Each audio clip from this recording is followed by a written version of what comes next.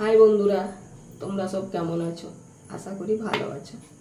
আমি একদম ভালো নেই, কারণ 3-4 দিন ধরে প্রচুর জ্বর, সর্দি, কাশি, মাথা ব্যথা, এত কাশি হচ্ছে, ছাতি, পেট, গলা সব ব্যথা। গলার আওয়াজ শুনেই বুঝতে পারছো যে শরীরের কন্ডিশন কি।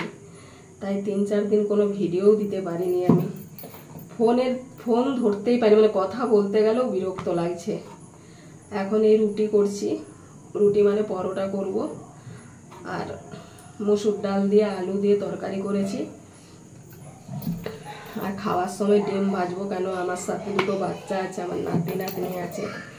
আমি না খেলেও তাদেরকে তো খেতে দিতে হবে, তারা ছোট বাচ্চা, তার আমার কাছে আছে।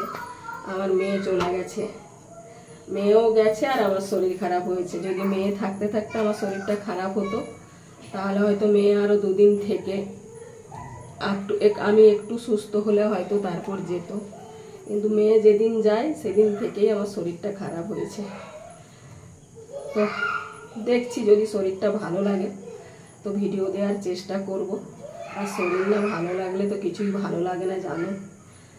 তো চলো আমি রুটিগুলো করে নিই, তারপরে দেখছি ভিডিও দেওয়া যেতে পারে কিনা। ততক্ষণের জন্য টাটা।